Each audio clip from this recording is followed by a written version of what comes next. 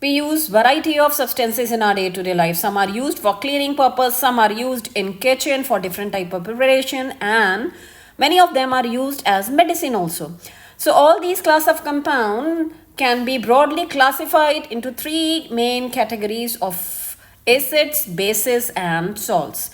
And today we are going to learn in detail about these substances. In this video, we will cover following topics. So have a look here. What is the basic idea behind these three classes of compounds? In your kitchen, we use tamarind pulp or the lemon juice and the vinegar. And what is common in all these three, that these substances are sour in taste. So acids are those substances which are sour in taste, and if we see on molecular level, they contain H plus ion as cation. As we know that ionic compound contain cation and anion, and the cation or the positive ion in case of acids is H plus ion. Okay. And bases, on the other hand, they are bitter in taste, and you can taste baking soda, and they contain OH minus ion as anion. So in all bases, anion is common, and that is OH minus ion. In your lab, if you want to make a difference between an acid and a base, we can treat them with the litmus paper or litmus solution. So acid turn blue litmus red, while bases, they convert red color into blue. And the examples of acids are hydrochloric acid, sulfuric acid, and acetic acid. And sodium hydroxide, potassium hydroxide, and calcium hydroxide are the examples of the bases. Sodium hydroxide is caustic soda. It is a strong base, highly corrosive in nature. Same is the case for potassium hydroxide. And calcium hydroxide is what your lime water if we make a solution. Now, acids and base, when they react with each other, they undergo neutralization reaction. That means acidic property is nullified by base, or a basic property is nullified by acid. So, simplest example is of hydrochloric acid and sodium hydroxide. When these two react, they form common salt or the table salt that we call as sodium chloride. So, other examples of salts are your calcium carbonate, that is limestone, or marble, magnesium chloride, which is the main component of milk of magnesia, and the copper sulfate that we call as blue vitriol. So this is a brief idea what are acids, bases, and salts. But if we want to differentiate between these types of substances, or we have different solution of different nature in your lab, how to differentiate between them? So we can differentiate between these three classes of compound with the help of a special class of chemical substances we call as indicators. So indicators are those substances which change color in different medium, and according to the color of the indicator, we will get an idea that the given solution is acidic or a basic or a neutral, or it is a salt solution. So we'll understand this with a very simple activity which most of us have experienced in our day-to-day life. Suppose we have a stain of a curry, and Indian curries contain a very common spice that we call as turmeric, and usually the yellow stain is because of this turmeric. And so what happens, suppose your favorite t-shirt is spoiled by the stain and you want to make it clean. So what you will do, you will wash it either with a soap solution or a detergent, and as soon as you dip your t-shirt in soap solution or detergent, you will get terrified to see the change in color. The yellow color which you were feeling was a bit lighter is now very intense, deep red. So it will be a mess for you. You will be doubtful that whether you will get your t-shirt clean or not. Then you rinse the same t-shirt in water. Out of anxiety, you take it out from the soap solution and put in water. What you will see? Your stain is again yellow. So what type of mess it is? It is what it is here. Turmeric is acting as a natural indicator. So turmeric will be yellow in color in neutral or a mild acidic medium, while it will be red stain in basic medium, and soap solution is a basic medium. So therefore it's an indication that what type of solution we are using. So when acidic and the basic medium or alkaline solution is differentiated with the help of indicators, such indicators are called as acid-base indicators. Now, broadly, these indicators are of two types, that is natural indicators and the synthetic indicator, on the basis of the source or from where we have obtained them. So all those indicators which we obtain from natural substances, like for example from any plant source, they are called as natural indicators, and examples are litmus, turmeric and the red cabbage. And synthetic indicators, they are prepared in lab with the help of different chemicals, and the example are methyl orange and phenolphthalein. So we'll see now how these indicators are helpful to differentiate between acids or a base or a neutral solution. So first is litmus solution.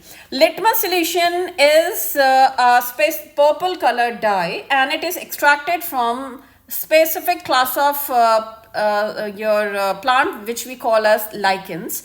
And this solution which we obtain from lichen or a purple dye is will be what solution obtained will be purple in color. So this is the color of litmus in neutral medium, that is neither acidic nor basic, or when we dissolve the dye in distilled water. Okay, now if suppose we add in this litmus solution some vinegar, so the color will change from purple to red because your vinegar is acidic, and in acidic medium your litmus is red in color. If suppose we are not adding acetic acid, we add some baking powder in this, so or baking soda in this, so in that case what will have, color will change in basic medium to blue. So litmus is blue in color in basic medium and red in color in acidic medium. So in acidic solution we will have red color, and this color change from red to blue or blue to red we can feel with the help of a paper also, that we call as litmus paper. And litmus paper is nothing but when we dip any filter paper or any absorbing paper in litmus solution and dry it, that paper we call it as litmus paper. So suppose you are dipping a blue litmus paper in acidic solution, it will turn red, and if suppose you are dipping red litmus paper in a basic solution, it will turn blue. Okay, so here I have summarized change in color depending upon with what type of solution we are treating litmus paper. So if blue litmus treated with acid, it will change red, but suppose we have taken red only, so the red litmus paper will remain red in acidic medium, but a red litmus paper will change color to blue in a basic medium, while a blue litmus paper will remain blue in a basic medium. So you have to keep in mind very clearly that on acidic medium, whatever the paper we have used, finally we will get red color, and in a basic medium we will get finally blue color if the medium is basic. Now second class of indicator or the natural indicator is the red cabbage, and this what we do, we chop the cabbage, grind it with water, drain it, and the solution that we will get, it will be purple or bluish in shade. Now we treat this solution which is purple or blue in color with any acidic substance, and when we treat with acidic substance, for example vinegar, color will change from purple or blue to pink or red depending upon how concentrated acetic acid solution you have used. While on the other hand, if we are treating the purple cabbage solution with any basic substance, then in that case, like for example caustic soda, then the color will change to green or yellow. Again, the color or intensity of color will depend upon the concentration of base or how concentrated solution you have used. So your purple cabbage solution is what? A natural indicator which have different color, or which will depict an array of colors in different type of acidic and the basic medium. Now to chemical indicators are methyl orange and phenolphthalein. Methyl orange is orange color dye, as the name indicates, and it will turn red in acidic medium and it will give you yellow color in basic medium. So you have to remember the color in case of different type of indicators. Phenolphthalein is most commonly used in lab, and this is a colorless solution in your lab, and it will remain colorless if we are treating it with an acid, but it will change to pink if we are treating it with basic solution. Lastly, we have a special type of indicators we call as olfactory indicators, and these are those substances which have different aroma or a smell or odor in different type of acidic or the basic medium. And the examples are onion, vanilla and clove. Okay, so different type of curry preparation, when we are using onion, we get a specific aroma if we are using acidic medium. We will get some other aroma if we are using basic medium. Okay, acidic medium, for example, we are using curd in any curry preparation. So we'll have a specific smell of onion in that case. So in your NCERT book, they have given you a table 2.1 on page number 18, and in this table, they are asking you to mention the color of indicators in different type of solutions. So they have given different type of compounds or the sample solutions, like for example, a solution of hydrochloric acid or sulfuric acid or acetic acid. And they have given indicators, that is your red litmus solution, blue litmus solution, phenolphthalein solution and methyl orange solution. So what you do in a test tube, you take your sample, for example 1 ml or a 2 ml of hydrochloric acid solution, and in that solution you add small amount, very small amount of red litmus solution, okay, maybe few drops. So you will see the change in color. So for example, we will discuss one by one. For example, we start with hydrochloric acid. So hydrochloric acid will give you red color, okay, if it is treated with red litmus solution. Means red litmus solution will remain red. If we treat with blue litmus solution, then it will turn red. So there will be a change in color from blue to red if we start with blue one. Suppose we have added 1 or 2 drop of phenolphthalein solution in HCl. Your HCl is colorless and it will remain colorless. So phenolphthalein will not give any color. But if few drops of methyl orange solution are added to HCl, will get red color. Okay, because HCl is an acid. Suppose we are having a base, for example, caustic soda, sodium hydroxide. So in case of sodium hydroxide, red litmus will change color to blue and the blue litmus will remain blue, while your phenolphthalein will give very beautiful pink color, and with methyl orange you will get yellow color. So these are the results which I have shown here in the table. So go through it in detail, and the type of color of a specific indicator is a reflection of what type of sample solution we have taken. Okay, it is acidic or a basic. Now here the first line, these are all strong acids. You should know the names of all these compounds and their formulas also. And acetic acid is a weak acid that we call as vinegar. These are strong bases, and the last one is a weak base. Okay, but we will have color change in all cases. Now we will discuss in detail chemical properties of acids and bases, or we will discuss how acids are different from bases chemically. So the very first reaction, which we have done in previous chapters also, and you know it very well, many examples you must have written, is the reaction of acids and bases with metals. Okay, you know that you must be having an idea about activity series, or your metals are arranged in the order of increasing or decreasing reactivity. And in that activity series, you must have shown hydrogen also. So the metals which are above hydrogen, they displace hydrogen from the acid. The same reaction we are going to discuss here. So the metal will displace hydrogen from acid. Therefore, hydrogen gas is liberated and we will be getting a salt of that particular metal.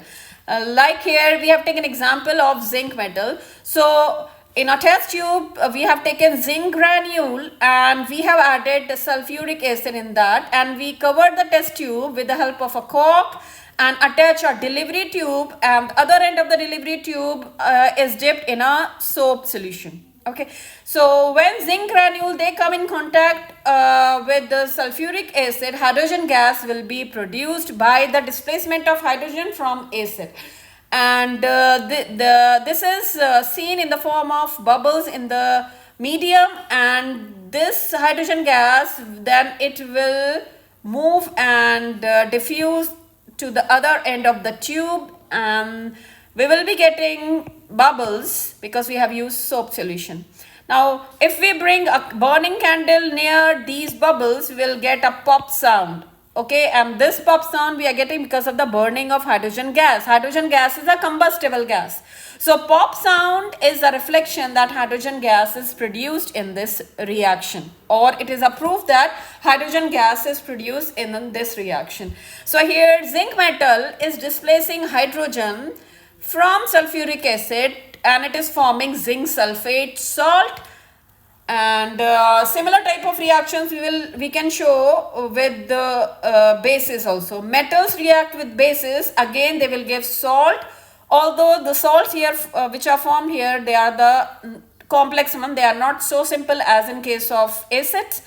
And here also hydrogen gas will be liberated. So here we have taken example of again zinc metal. When it is treated with caustic soda, that we call as sodium hydroxide, we will get sodium zincate salt with the liberation of hydrogen gas. We will see here how we have written here the formula of sodium zincate.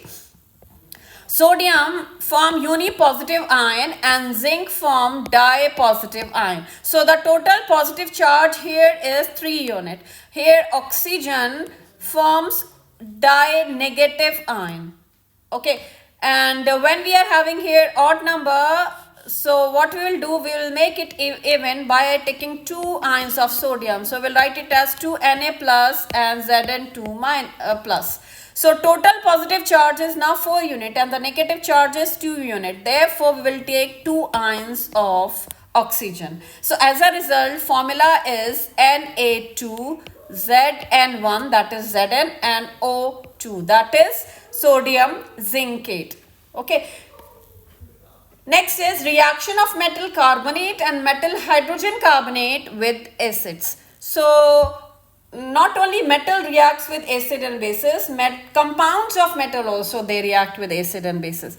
So metal carbonate or metal hydrogen carbonate will react with acid to give you salt, but in this case gas evolved will be carbon dioxide gas, because either carbonate or hydrogen carbonate both are having carbonate group, which is the source of carbon dioxide gas, and we will have formation of water also. This reaction we have shown with the help of activity, and the similar type of setup we have arranged for the reaction of metal carbonate with acid and the reaction of metal hydrogen carbonate with acid. So in a test tube they have taken, for example, sodium carbonate, and with the help of this Thistle funnel they have added dropwise dilute hydrochloric acid. So as soon as acid comes in contact with sodium carbonate, carbon dioxide gas will be evolved and it is reflected in the form of bubbles in the medium, and this gas will diffuse and move with the help of this delivery tube, and it will go into another tube. Now in the second test tube we have taken lime water. Lime water is a solution of calcium hydroxide in water, and as soon as your carbon dioxide gas comes in contact of lime water, we will get lime water, which is transparent solution. It will turn milky because of the formation of calcium carbonate. Okay, so a milky appearance is a proof that in the given reaction carbon dioxide gases evolve. So we have shown here formation of carbon dioxide in both the cases, either it is carbonate or hydrogen carbonate. Okay, when you are writing chemical equation for the reaction of carbonate or hydrogen carbonate with acid, be very careful while balancing the equation, because in both the cases same ratio of reactants are not used. For example, One molecule of sodium carbonate will react with 2 molecules of acid to give you 2 molecules of salt, while 1 molecule of bicarbonate or hydrogen carbonate will react with only 1 molecule of acid to give you 1 molecule of salt. So the ratio of the reactants are different in both the cases. Write balanced chemical equation carefully. We have said that carbon dioxide, which is produced in both the test tubes when acid is reacting with carbonate or hydrogen carbonate, we pass this carbon dioxide gas in lime water. So what is lime water? Calcium hydroxide in aqueous form.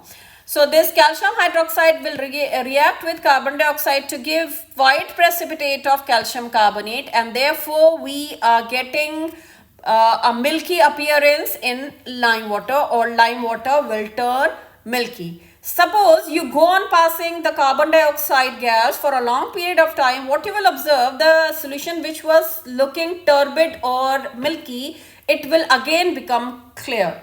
Why? Because excess of carbon dioxide gas will react with calcium carbonate, which is formed in this reaction to give you calcium hydrogen carbonate or calcium bicarbonate, which is soluble in water. Therefore your medium will become clear again. Okay, so in your lab, if you want to show your test, that is a milky appearance when we are passing carbon dioxide gas through lime water, then in that case you have to be very careful. Do not go on passing carbon dioxide gas in excess. Okay, otherwise you will not be able to see the change. Next reaction, reaction of an acid with a base. Acid will react with a base to give you salt and water. And here what is happening? An acid or acidic character is nullified by a base, or a basic character is nullified by an acid. We will see this with the help of this activity. We call this reaction as neutralization reaction. So here in a test tube, they have taken the solution of sodium hydroxide, that is few beads of sodium hydroxides are dissolved in water to give you a solution, and this solution will be colorless, okay, no color. But in this we will add 2 drops of phenolphthalein indicators that we discussed previously, and as soon as we add 1 or 2 drop of phenolphthalein in sodium hydroxide solution, we'll get very beautiful pink color. Why? Phenolphthalein gives pink color in basic medium. In this we will add dilute hydrochloric acid drop wise. So what is happening here? The acid which we are adding here, it will be neutralizing base which is already there in the tube in the form of sodium hydroxide. Okay, and as soon as some of the sodium hydroxide is left, we will have pink color. But as soon as all sodium hydroxide is utilized in the neutralization reaction, then in that after that we will get what? A colorless medium. That is, a colorless medium or no color is an indication that all base has been converted into salt by the application or reaction of acid, or acid has reacted with base completely, or acid has neutralized base completely to give you salt and water. So this colorless solution is basically a solution of salt in water. Now in this salt water, we will add sodium hydroxide. So what you will see, the excess of sodium hydroxide will again give pink color, because in the medium we have in the beginning added phenolphthalein. So phenolphthalein is there in the medium. So this phenolphthalein will give pink color again. So this is how, with the help of change in color, we can say that the given solution is acidic or a basic or a neutral solution. So this is neutralization reaction, where we get salt and water from acid and a base. Next reaction is reaction of metallic oxide with acid. We have discussed that your metals react with acid to give salt and hydrogen gases evolve. But if suppose we here have taken metallic oxide, then in that case also we will be getting salt, but the other product is water, not hydrogen gas, and it is a sort of neutralization reaction. How? Your metal oxides, they are basic in nature, Okay, so metal oxide will react with acid just like a base will react with an acid to give you salt and water. So we have one activity to show this. In a beaker we have taken copper oxide, which is black in color. This is copper oxide, and in this we will add dilute hydrochloric acid. So copper oxide will react with dilute hydrochloric acid and we will stir the solution with the help of a glass rod. So after some time, what you will see, the medium which was colorless, now we will get apple green color in the medium.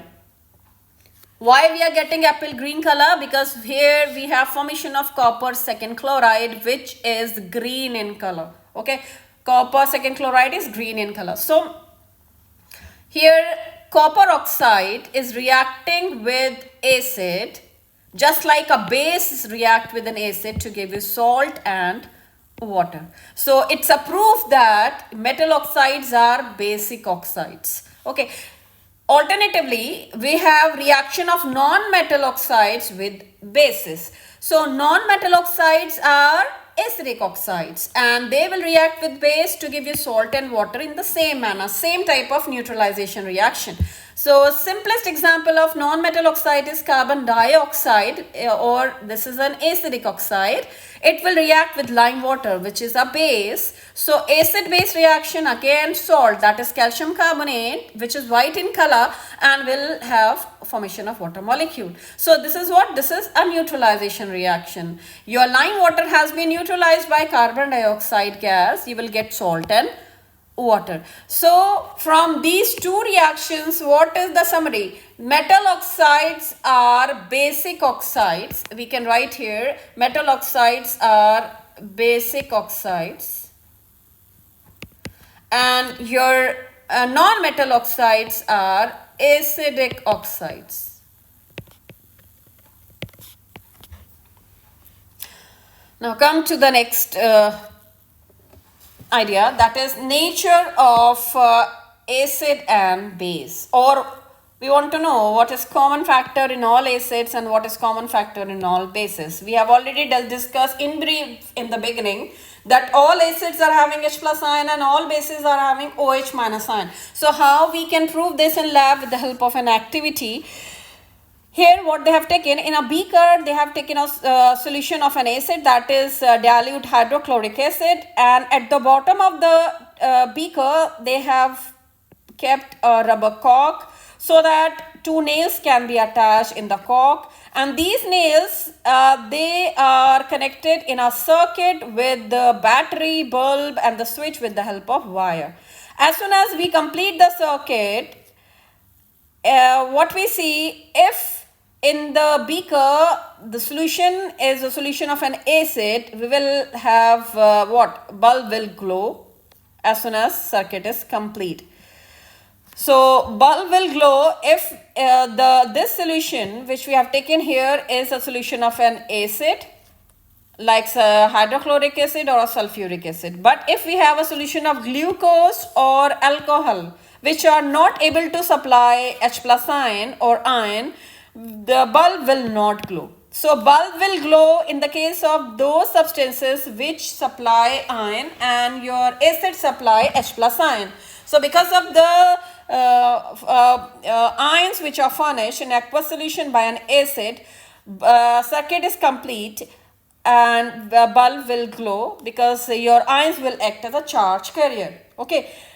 Glucose and alcohol, these are organic compound. They are not able to give any ion in aqueous solution or in their solution in water. Therefore, we will not be having any such type of what? Glowing of bulb. Same type of activity will have in case of bases. Suppose here we have taken a solution of a base. So in that case also bulb will glow because your bases, they furnish OH minus ion.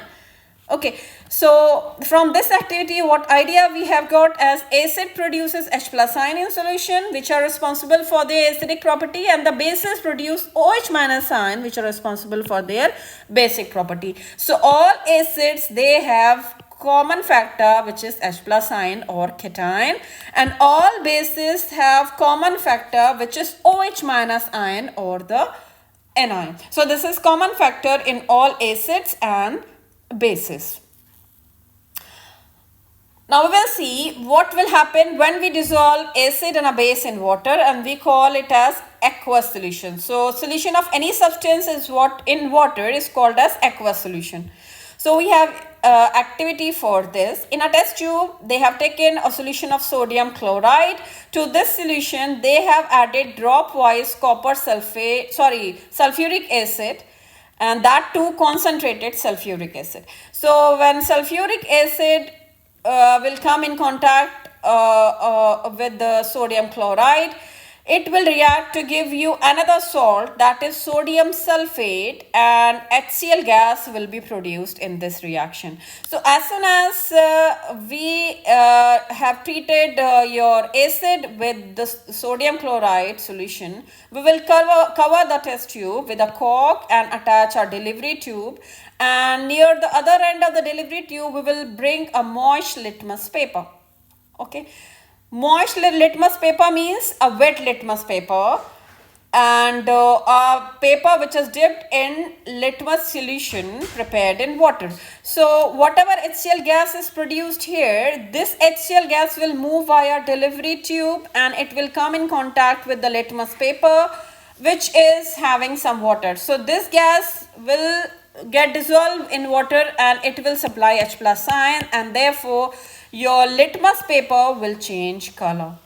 That is, your blue litmus will turn red. It's an indication that HCl gas is acidic in nature, but such type of behavior you will get only with moist litmus paper. Why? Because your HCl will be able to give H plus ion only in case of solution or when water is present as a medium. To ensure that whatever gas we have produced here, it was not wet, so that we are getting clear results, what they do, they attach this delivery tube with a guard tube. A guard tube contains calcium chloride, which is a drying agent. So whatever gas is passing through this guard tube, it will be free of any moisture. Okay, so here whatever moisture we are having only in the form of the moist litmus paper. So what observation we have made? A dry litmus paper will not have any change in color, but a wet litmus paper will have change in color, that is blue litmus will turn red, which is an indication of acidic behavior. So what we have understood from these two observations: dry HCl gas is not acidic in character. Why? Because acidic character is reflected only when you are getting free H plus ion, and gas is existing in the form of HCl molecule. Therefore, dry HCl gas will not be able to show the acidic character. Okay, so if litmus paper is dry, you will not get any change in color. HCl solution is acidic in character due to the presence of H plus ion. Okay, that is we have in case of moist litmus paper. So your HCl when dissolved in water will give you H3O plus ion and Cl minus ion. These H3O plus ion are called as hydronium ion, and they are same as the H plus ion. Why we are showing like this? Because H plus ion is very small and highly reactive, therefore it will attach itself with the water molecule to give a stable arrangement that we call as hydronium ion, but chemically both of them are same. So what conclusion we have got from this? Acids give H plus ion or H3O plus ion in aqueous solution, or when we form their solution in water. So what is the idea? You will be having acidic character of any substance only when that substance is able to give free H plus ion. When a base is dissolved in water, we will get hydroxide ion, that is OH minus ion, and all bases are not soluble in water. So the bases which are soluble in water are called as alkali, and therefore solution of base is also called as alkaline solution. All bases have OH minus ion in common, as we have shown here 3 examples. So what is happening in these two cases where we are having acid and base reacting with each other? So acid when react with base, we said this reaction is neutralization reaction, will get salt and water. But if we see what is happening exactly H plus ion which are furnished by acid are reacting with OH minus ions which are furnished by base to give you water molecule. Okay, so basic idea of neutralization reaction is this one, that is neutralization of H plus ion by OH minus ion to give you water molecule. Care has to be taken while preparing dilute solution of acid or base and while handling bottles of acids and bases.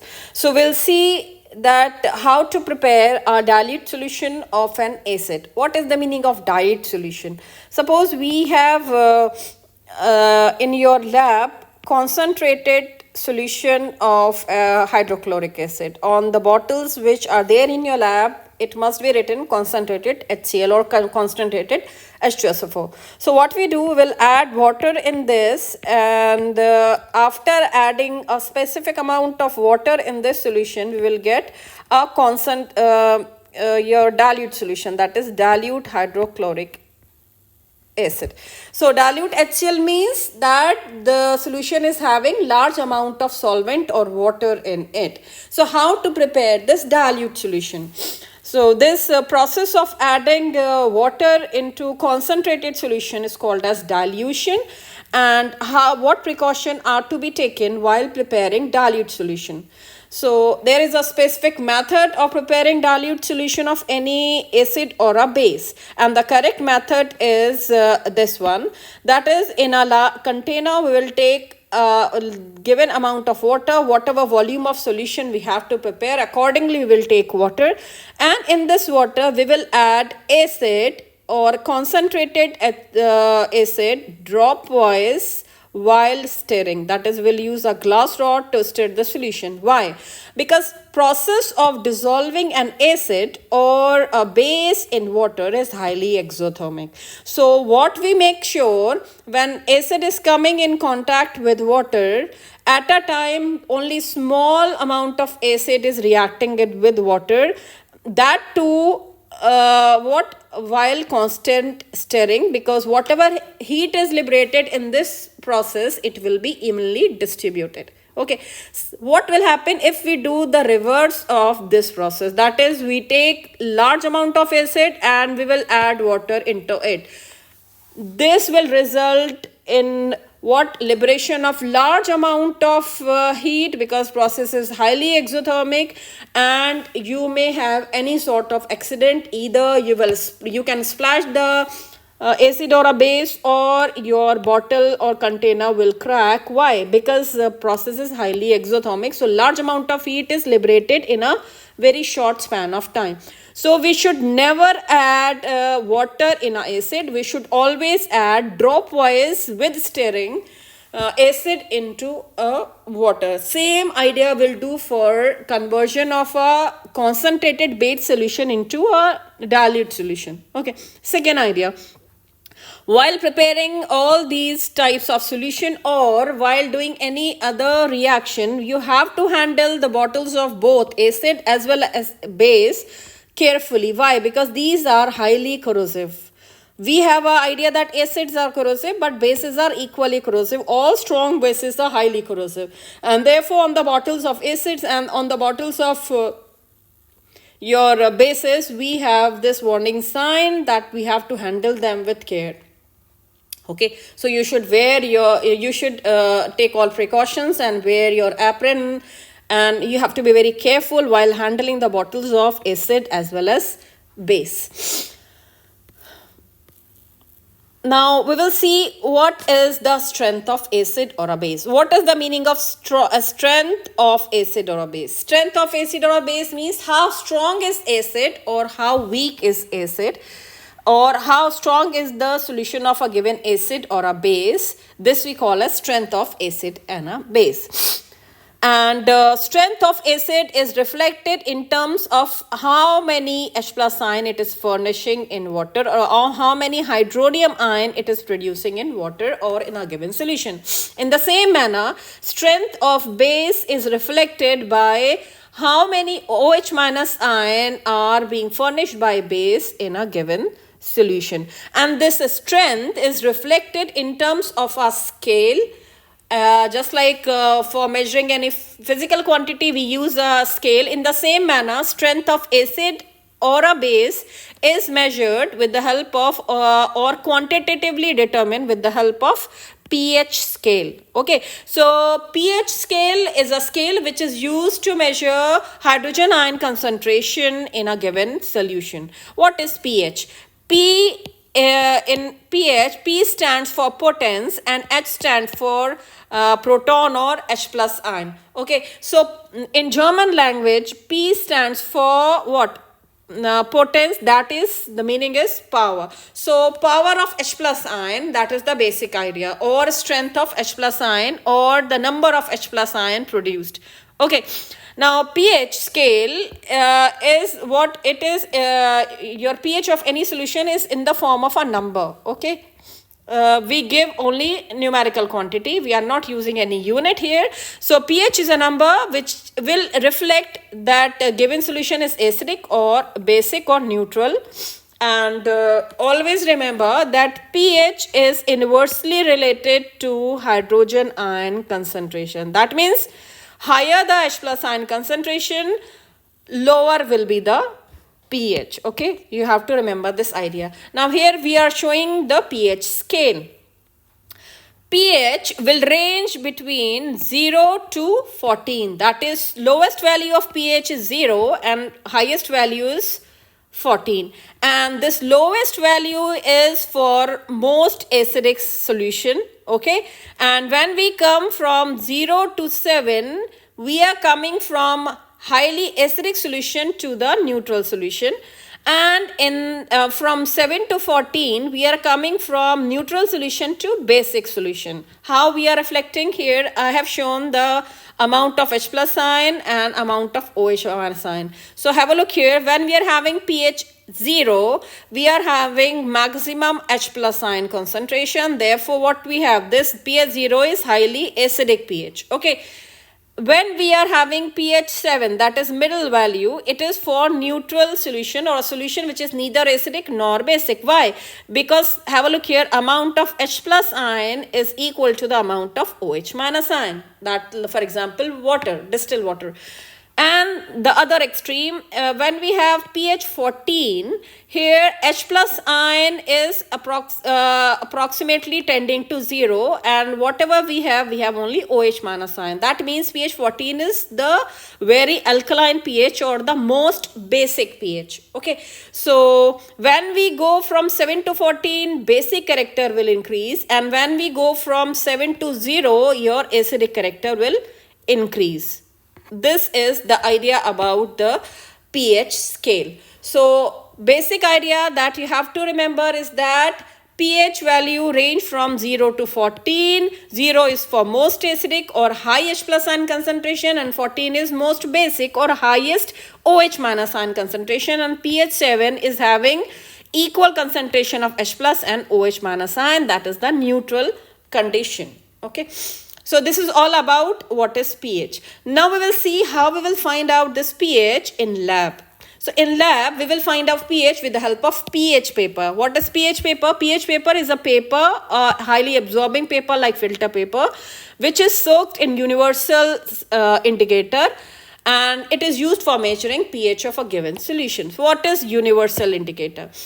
So universal indicator is an indicator which is a mixture of several indicators, and it will show different color at different concentration of H plus ion. We have seen in case of indicators which we discussed earlier that a specific color change we have when we move from acidic to basic or basic to acidic. Okay, but it will give only idea that the given solution is acidic or basic, but how much acidic or how much basic, that is quantitatively we can find out only with the help of universal indicator, not with the help of the normal indicators. Okay, so normal indicators give qualitative idea of the pH of a solution, while quantitative idea you will get only with the help of universal indicator. So many indicators we mix together, make a mixture, and this is called as universal indicator, and then we will dip a paper in this indicator that we call as pH paper. So I have shown here the array of colors which we will get in case of pH paper in different acidic and the basic conditions. Okay, so we'll start here from most acidic, that is the red color, to the most basic, which is dark green color. Okay, and intermediate shades are there with different values of pH. Like for example, pure water is having a pH which is slightly acidic or near to neutral, that is 7.4.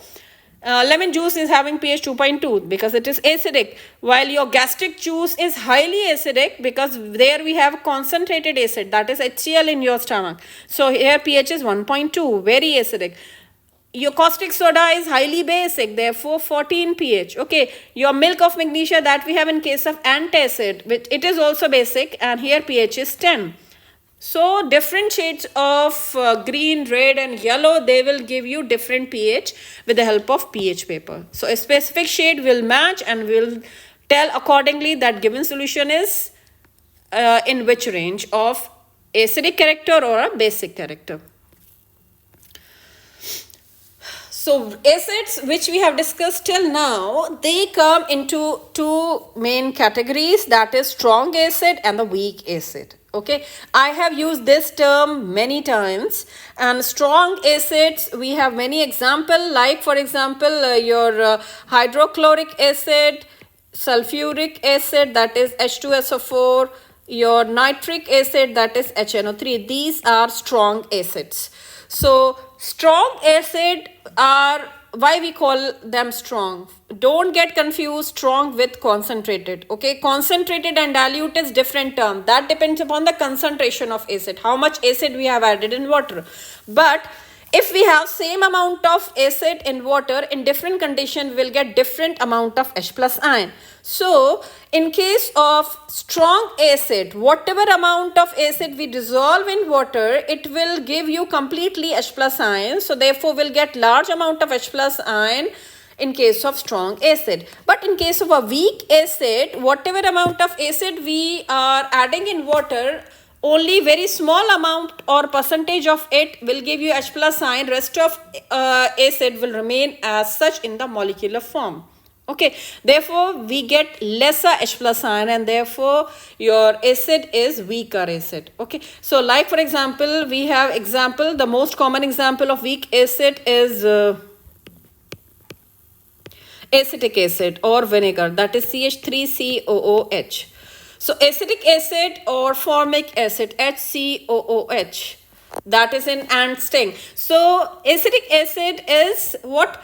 Weak acid. Why? We have shown with the help of this these two diagrams. Have a look here, hydrochloric acid. Suppose I have added 4 molecules of HCl in this water. So all 4 are dissociated into H plus ion and Cl minus ion. Okay, so therefore total how many ion? Out of 4 molecule we are getting 8 ions in the medium. Okay, but have a look here in case of acetic acid, which is a weak acid. I have here also I have dissolved 4 molecules of acid, but only 1 molecule is dissociated into H plus ion and the acetate ion. Rest of the molecule remain undissociated or non-active. Okay, therefore number of H plus ion furnished here is less, although same amount of acid of each type we have added in water. So therefore those acids which furnish lesser H plus ion in a given medium, whatever is the concentration, they are called as weak acid, and those acids which dissociate completely to give H plus ion are called as strong acid. So here I have given you some a list of some naturally occurring acids.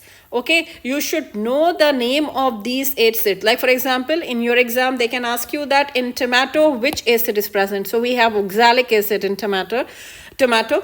And like for example, when your milk turns sour or we have curdling in milk, which acid is there? So there bacteria will activate and it will release acid that we call as lactic acid. Okay, in the same manner, when we have ant sting, which acid we have? Methanoic acid. Another name for methanoic acid is formic acid.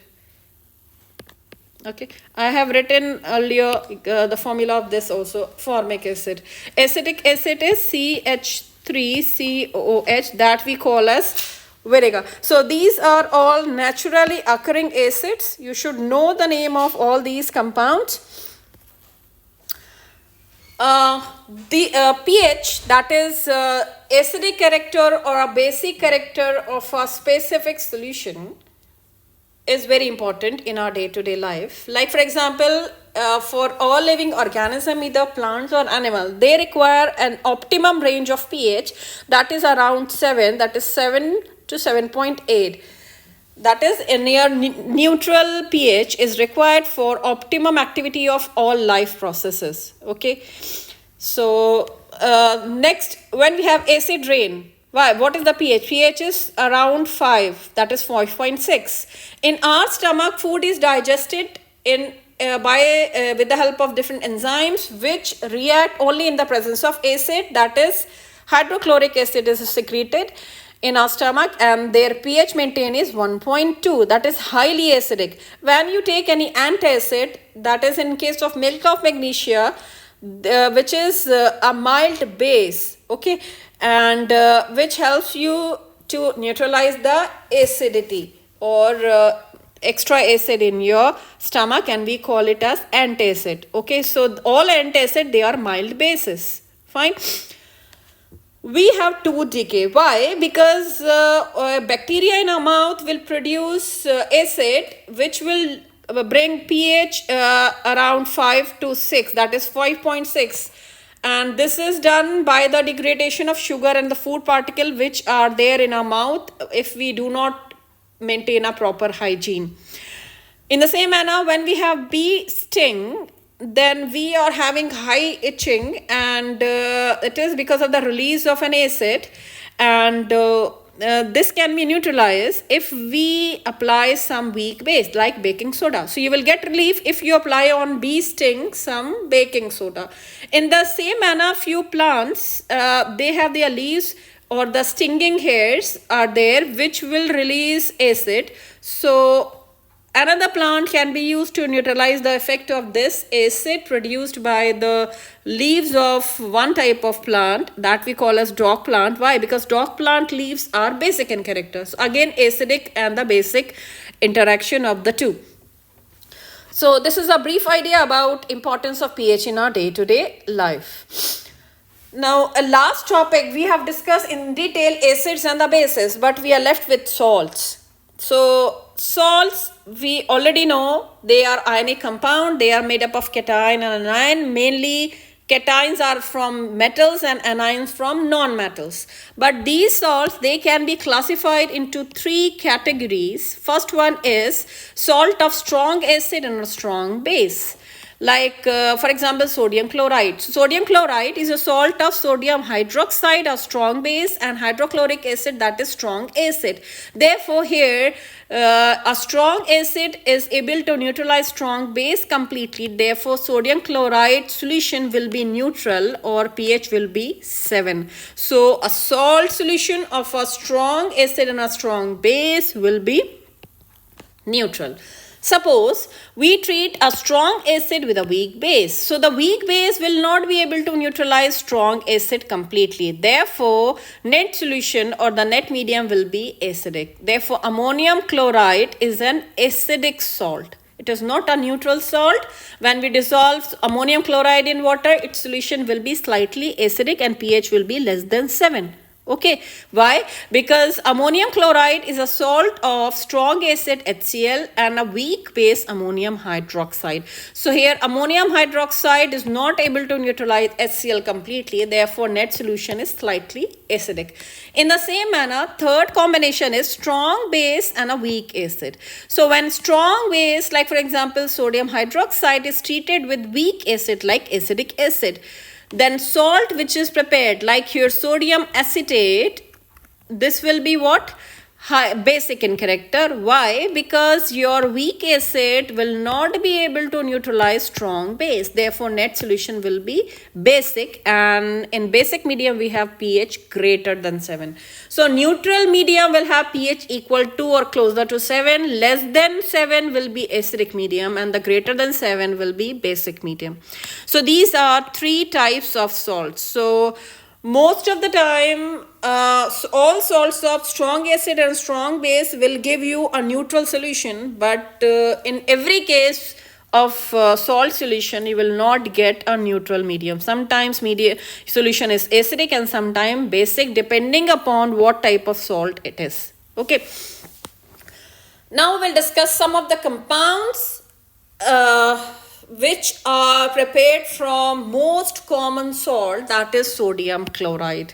Sodium chloride, we call it as table salt or the rock salt, and sodium chloride is a raw material for the variety of compounds like caustic soda, baking soda, washing soda, and the bleaching powder. So we will see one by one in detail how we can use common salt or the sodium chloride for the preparation of different other compounds industrially.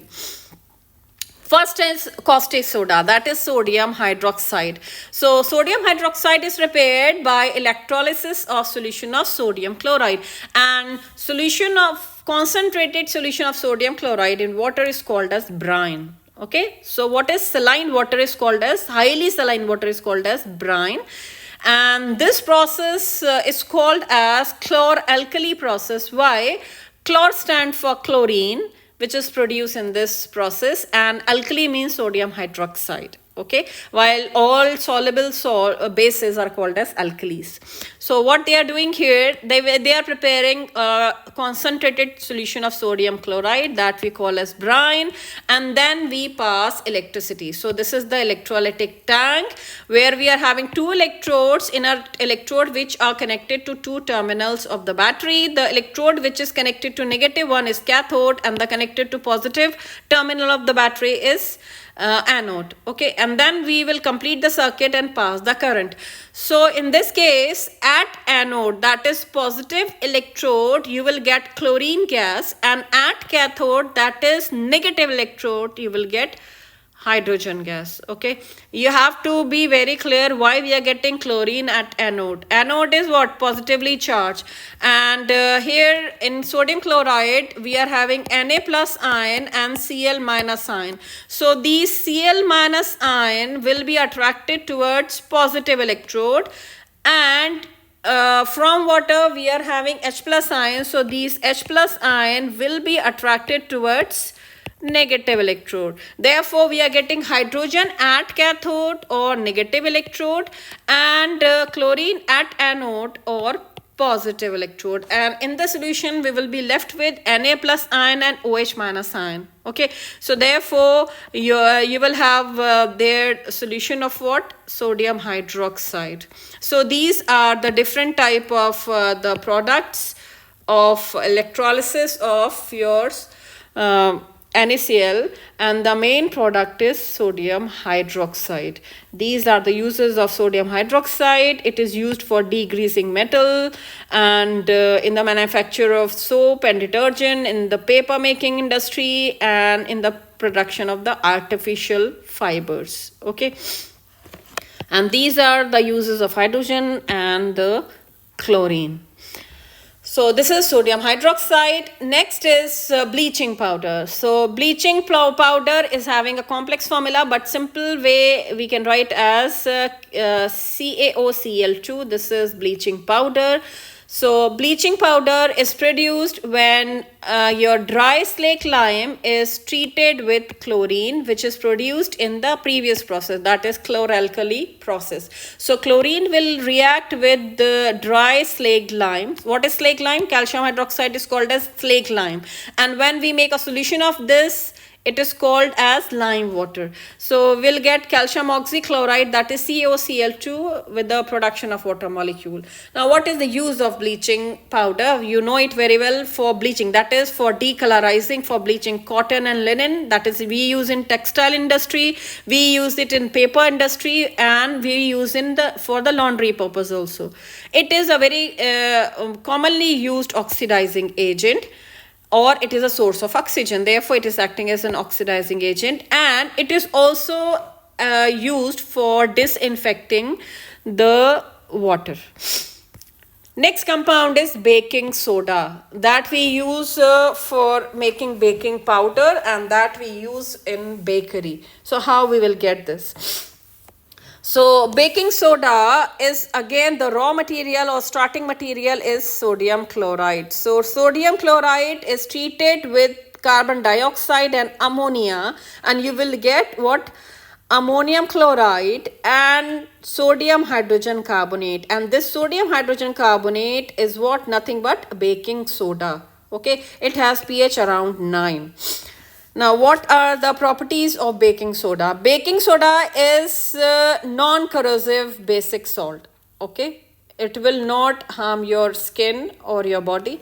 And when baking soda is heated, what we have, your hydrogen carbonate is converted to carbonate by the release of carbon dioxide gas. And this carbon dioxide gas is used for leveling the dough that we use in bakery.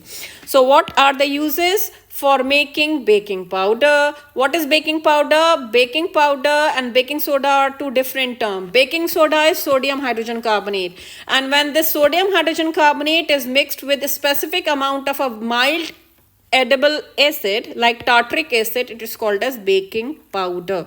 Okay, so baking powder is a mixture of an acid and baking soda. And when baking powder is heated, again here what we have, your H plus ion from the acid will react with this. You will get the release of carbon dioxide, which is used as leveling agent, and we will get sodium salt of the given acid. So whatever CO2 is produced in this case, it will give you softer and spongier bread or cakes. Another use is your sodium hydrogen carbonate, that is baking soda is alkaline, therefore it is used as an antacid, and it is used in soda acid fire extinguisher. And why? Because it is it is what? Source of carbon dioxide, and it also aid in faster cooking, that is in the cooking of different non-veg item, we can marinate with baking soda so that your meat will get tender quickly and easily. Okay, so this is all about baking soda. Next is washing soda. Washing soda is sodium carbonate decahydrate. And what is decahydrate? Here 10H2O, which we are writing here, they are the part of the formula of compound. Okay, it is not the meaning your compound is wet. No, these molecules are the part of the crystal of this compound, or they are in the crystal structure. So how it is prepared? What we do first, we heat baking soda, and on heating it will be converted to sodium carbonate and carbon dioxide gas will be evolved. Then we dissolve this sodium carbonate in a specific amount of water, and we do recrystallization. We'll get crystal of sodium carbonate decahydrate. What are the uses? It is used in glass, soap and the paper industry, in the manufacture of borax. Okay, that is one of the household cleaner, for making different cleaning substances, and to remove permanent hardness of water. Temporary hardness of water is removed by heating. When we boil water, some of the salt will be eliminated, but after even boiling water, some salt will remain in dissolved form. So those salt which we call as permanent hardness, they are removed by adding some amount of this washing soda. Okay, so in case of hard water, detergents which are used or soap which are used, they have good amount of washing soda.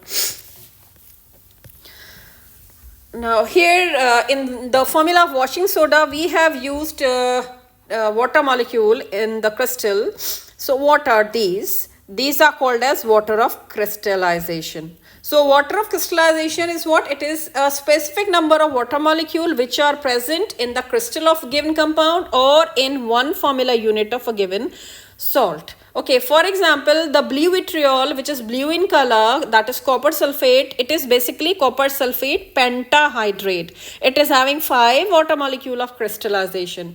Therefore, those salts which are having water molecule of crystallization in their formula unit or in their crystal structure, they are called as hydrated salt. Okay, so these are 3 examples of hydrated salt, that is copper sulfate, pentahydrate, sodium carbonate, decahydrate, that is your washing soda, and your calcium sulfate dihydrate, that we call as gypsum. Fine.